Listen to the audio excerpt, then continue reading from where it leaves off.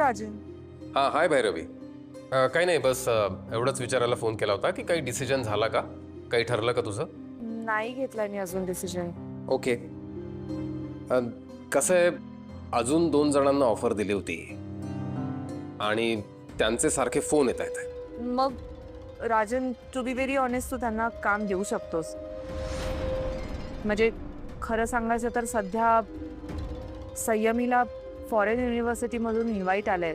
So तिला तिथे कसं पाठवायचं याचा माझा विचार सुरू आहे. त्याचं जरा टेन्शन आहे, कारण एवढ्या कमी वेळामध्ये एज्युकेशनल लोन मिळणं पण जरा कठीणच आहे. हाच विचार माझा डोक्यात आहे, बाकी कसलाही विचार नाहीये, तुझ्या ऑफरचाही नाही. आय नो तुला तुझ्या बिझनेसची काळजी आहे, पण आत्ता मला खरंच बाकीही खूप गोष्टींची काळजी आहे. त्यामुळे प्लीज या संदर्भात मला सारखं नको विचारूस. आणि जगात काही मी एकटीच नाही असं काहीतरी करणारे. असे अनेक जण आहेत जे इच्छुक आहेत आणि तुझ्या ऑफरसाठी त्यांना पैसेही देता येतील कदाचित. So please I request you, त्यांचा विचार कर. लिसन टू मी भैरवी. हे बघ, I can understand your concerns, पण हे बघ, माझ्यावरही काही प्रेशर्स आहेत. मलाही एक टाईमलाईन आहे. सो जस्ट माझं एवढंच म्हणणं आहे की तू लवकर ठरव. अरे मी इतके दिवस हाच विचार करतेय. फक्त मीच नाही, मी आणि माझे सासरे, त्यांनाही प्रेशर आलंय. त्यांना तर असं वाटतंय की ते मला मदतच नाही करू शकत, त्यामुळे त्यांना गिल्ट येतं. या सगळ्याचं ते दडपण घेतात. प्रेशरमुळे तब्येत बिघडते, रात्र रात्र झोप लागत नाही. हे बघ, त्यांना या वेळा ते झेपणारं नाहीये. त्यामुळे नको मला सारखं विचारूस. बरं, तू मला एक डेट दिलीयस ना, त्या तारखेपर्यंत मला जमलं तर मी स्वतःहून येईन तुझ्याकडे. पण नाही जमलं तर तू ऑफर आणखी कोणालाही देऊ शकतेस. रादर आता जर थांबणं पॉसिबल नसेल तर प्लीज दिसला कोणालाही दे, मी समजू शकते. पण असं सारखं फोन करून भेटून प्लीज प्रेशर आणू नकोस. I request you. थँक्यू.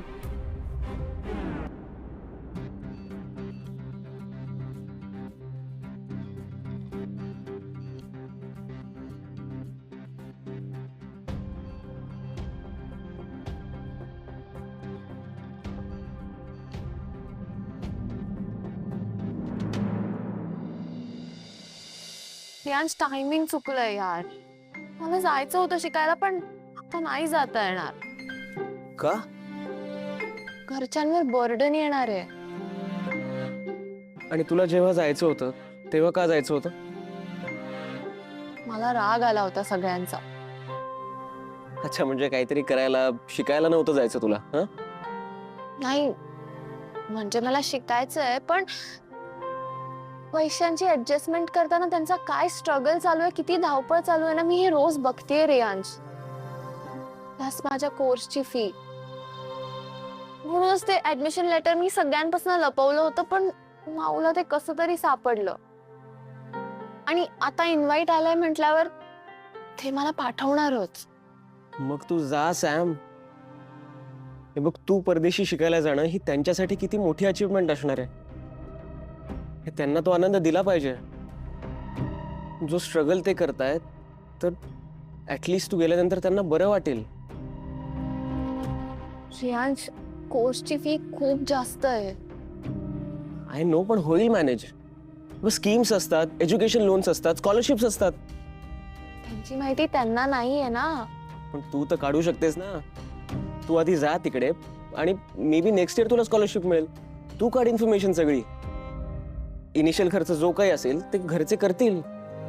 मी हे फक्त त्यांना बरं वाटावं ह्या पॉइंट ऑफ व्ह्यूनेच बोलतोय, कारण तो खर्च खूप मोठा असणार आहे हे मला माहिती आहे. एक्झॅक्टली. नाहीतर यांच मीही आनंदानेच गेले असते ना.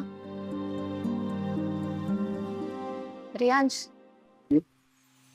तू मला विसरणार नाहीस ना? म्हणजे म्हणजे तू माझा बेस्ट फ्रेंड आहेस ना, आणि कायम तसाच राहशील. फक्त बेस्ट फ्रेंड?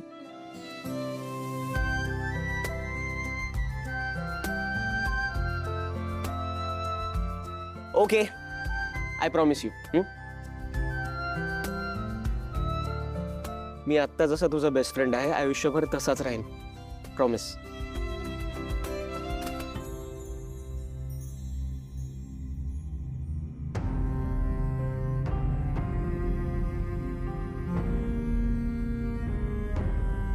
काय झालं सॅम? आजोबांनी माझ्या आई बाबाला प्रॉमिस केलं होतं मी तिच्या एज्युकेशनसाठी, चांगल्या फ्युचरसाठी सगळा प्रयत्न करेन. Riyansh, you are right. त्यांनी जे प्रॉमिस केले ते फुलफिल करण्यात त्यांना आनंदच मिळणार आहे. आणि तूही तुझं प्रॉमिस विसरू नको हा? ओके, मी नाही विसरणार आहे. मे बी असं करूयात, मी येतो लंडनला नेक्स्ट इयर, तिथेच भेटूयात. डन. मी एक काम करते, मी आता लंडनला जाते, तुझ्या कोर्सेसची सगळी चौकशी करते आणि तू मग ये, वाट बघतेय मी. तू आधी जा तर. येस. रियांश, खूप छान वाटतंय मला. Done they. आता मी लंडनला शिकायला जाणार आहे. या. All the best Sam. I miss you. Thanks. पण हा, जस्ट इन केस पैशांचा काही प्रॉब्लेम झाला ना, तर रियांश जेन्युइनली आता हट्ट नाही करणार आहे मी.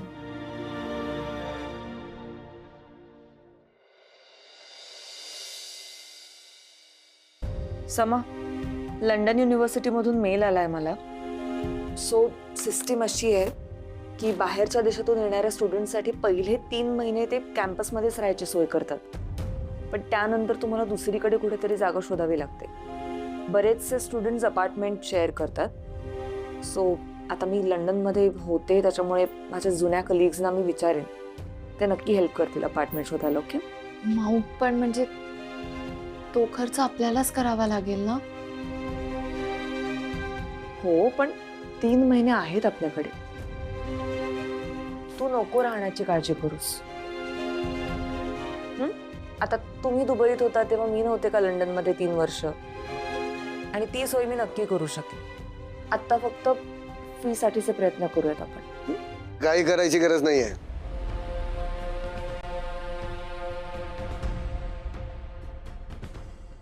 सॅम, हे बघ, डोंट वरी. तुझ्या शिक्षणाची जबाबदारी माझी आहे. सो मी आणतो पैसे. आणि आता काय, तुझ्या आजोबांना आणि तुझ्या लाडक्या मावशीला सुद्धा हे मान्य आहे. तू फक्त तुझ्या कोर्सची फीस सांग, मी सगळं आणतो.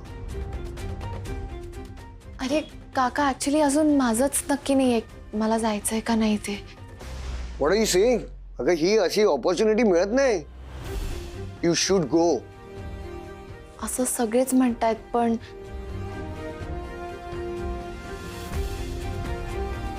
पण काय काय झालं? हे बघ सॅम, अगं तुला युनिव्हर्सिटीमधून इन्व्हाइट आलंय. Are you understanding? या अशा गोष्टी होत नाहीत. आणि सगळ्यात महत्वाचं म्हणजे तुझ्या विजाचा इश्यू नाही आहे. मी आणीन पैसे, डोंट वरी. काका खूप आहेत रे ते पैसे. अगं असू दे ना. तुला सांगू, माझं आजच लोकांशी बोलणं झालंय. उद्या आपल्या हातात पैसे येतील. म्हणजे कसे येणार आहेत पैसे? तुला काय करायचंय? मी आहे ना, मी करतोय सगळं. तू फक्त तुझ्या कोर्सवर लक्ष दे. तुला लंडनला जायचंय बस. आणि हे सगळं फक्त माझ्यामुळेच होणार आहे. साहेब, एक गोष्ट लक्षात ठेव, बोलणारे फक्त बोलतात आणि बोलण्यात वेळ वाया घालवतात. आणि प्रत्यक्षात करून दाखवणारे वेगळे असतात. हे दिसेल तुला. डोंट वरी. तयारीला लाग.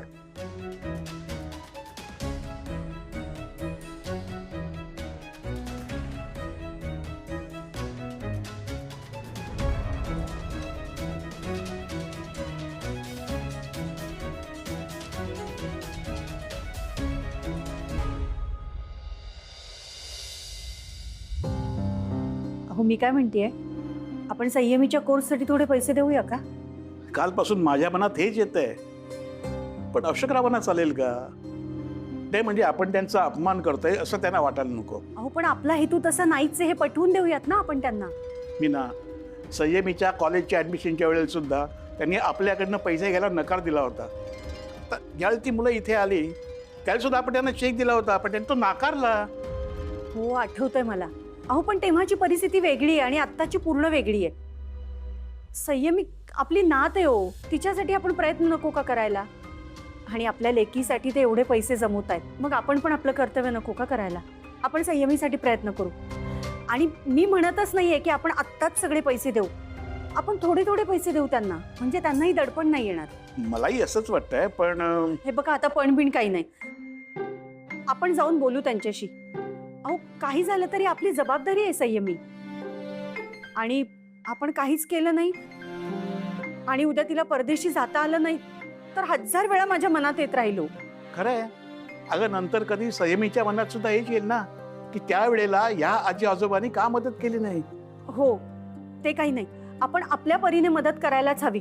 आपण बोलूयात त्यांच्याशी. आपण त्यांना आग्रह करूया की आपला विचार नाही पण मुलांचा विचार करून तुम्ही आमच्याकडनं मदत घ्या. अगदी बरोबर बोललात तुम्ही. आपण आहे ना पाहिजेत आपले थोडे दागिने विकू, नाहीतर गावाकडचा एखादा जमिनीचा तुकडा विकू, पण काही झालं ना तरी आपण आपलं कर्तव्य पार पाडू. आपण एक काम करूयात, आपण आजच भैरवीला भेटायला जाऊया. हा ए नीलू, अगं मी निघालो ग. हो हो हे बघ डबा घे. बाबा त्या लंडनच्या कॉलेजची राहण्याची व्यवस्था चांगली आहे. मी चौकशी केली आहे सगळी. अरे वा, बरं झालं की. हे बघ मी आता ऑफिसला गेल्यानंतर लवकर परत येईल. हा, आपण नंतर बोलू. ठीक आहे? ठीक आहे.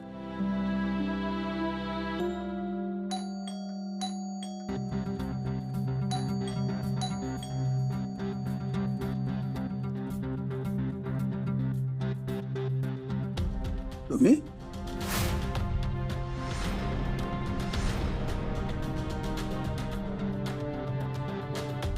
I am so sorry. मला माहिती आहे तुम्ही सगळे सकाळच्या गडबडीत आहात, पण मला फक्त 2 मिनिटं तुमच्याशी बोलायचं आहे. खूप महत्वाचं आहे म्हणून आलोय. या ना या ना या ना या. थँक्यू.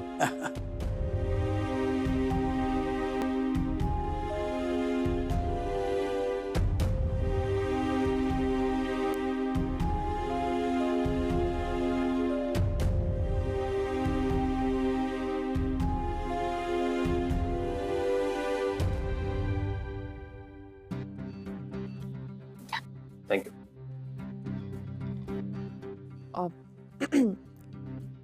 राजन, मी काल जसं म्हणाले त्याप्रमाणे अजूनही आमचा निर्णय झालेला नाहीये, कारण तेवढी पैशांची सोय आम्ही अजूनही केलेली नाहीये आणि एवढ्या कमी वेळात ती होऊ शकेल असं मला वाटत नाही. आता सध्या आमच्या पुढे वेगळाच प्रश्न आहे. I can understand. फॅमिली आहे, काही इश्यूज असणार. तुमच्या घरगुती प्रॉब्लेम्समध्ये ढवळाढवळ करण्यासाठी मी आलेलो नाहीये. मी माझ्या कामासाठी आलोय. मी काल तुला फोन केला होता आणि तू ॲब्रप्टली कट केलास. माझ्या प्रश्नाचं उत्तर मला मिळालं नाही, ते घेण्यासाठी आलोय बस. मी दिलंय उत्तर. हे बघ, ही मुदत संपेपर्यंत जर थांबणं शक्य असेल तर थांब, नाही तर तुला जे हवे ते तू करू शकतोस. कारण ही ऑफर जरी आम्ही नाही घेतली तरी आम्हाला जमेल तसा बिझनेस आम्ही करू, किंवा नाही सुद्धा करणार. पुढचं पुढे बघू, कारण आत्ता सगळेच प्रश्न जर सोडवायला गेलो तर काहीच होऊ शकत नाही, हे आव्हानात कळलंय आम्हाला. नाही, तुम्ही पुढेही बिझनेस करू शकाल, त्यात काहीच प्रॉब्लेम नाहीये. Okay, let me explain. मी माझा मुद्दा समजवण्यासाठी एक गोष्ट सांगतो छोटीशी. ये ना तू इथे बस ना प्लीज. ये प्लीज.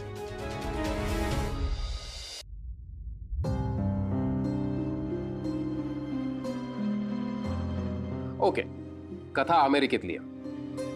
अमेरिकेत एक व्हायोलिन वादक होता. त्याच्याकडे जगातलं सगळ्यात भारी व्हायोलिन होतं. तो रोज व्हायोलिन घ्यायचा आणि असा बाहेर रस्त्यावर जायचा, कुठेही रस्त्यावर थांबून टोपी ठेवायचा आणि व्हायोलिन वादन सुरू करायचं. इतकं सुंदर वाजवायचं. काही लोक थांबायचे, काही निघून जायचे. कोणाला आवडलं तर थोडेसे पैसे त्याच्या टोपीत टाकायचे. असं केल्याने साधारणपणे दिवसाला $30-35 इतकी त्याची कमाई व्हायची. मग एक दिवस त्याला एका बिझनेसमॅननी बघितलं. अनुभवी होता तो बिझनेसमॅन त्याला म्हणाला की तुझं हेच वादन तू कॉन्सर्टमध्ये येऊन कर. त्याने ऐकलं. तो कॉन्सर्टमध्ये जाऊन वाजवायला लागला. आणि काय आश्चर्य, रस्त्यावरती जे लोक $1-2 त्याच्या टोपीत टाकायचे, लोक हजारो डॉलर्स देऊन येतात.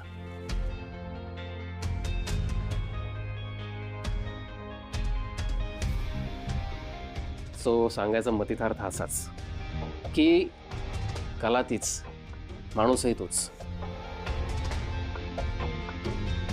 व्हायोलिनही तेच, फक्त सादर करायची जागा योग्य होती.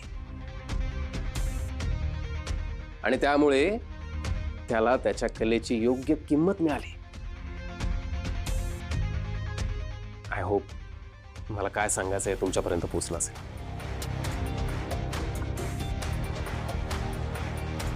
तुम्ही योग्य तो विचार करा आणि सांगा मला. आय विश तुम्ही ही ऑफर स्वीकाराल आणि पॉझिटिव्ह रिप्लाय द्याल.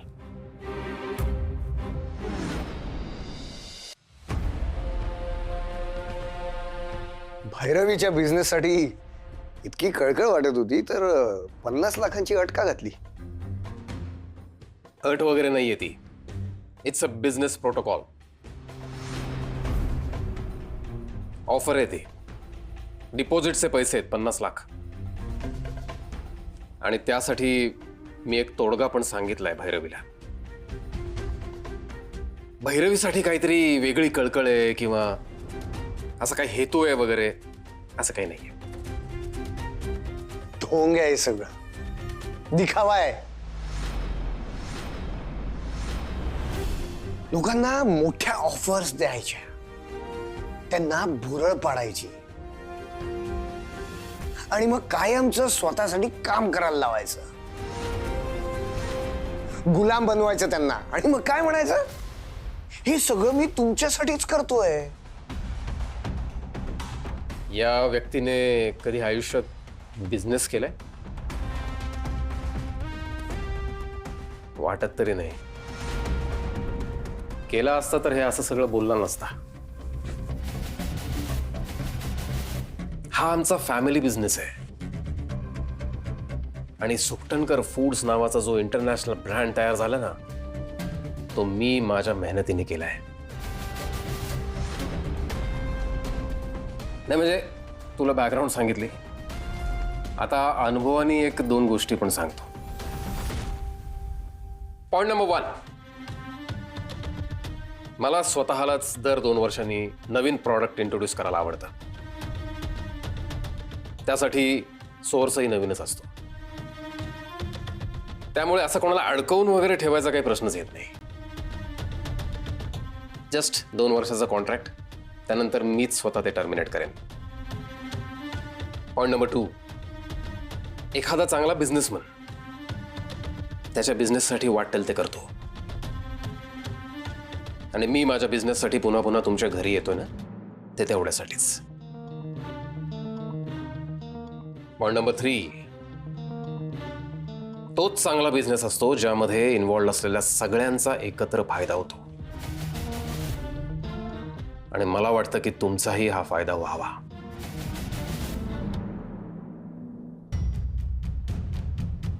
मी निर्णयाची वाट बघेन.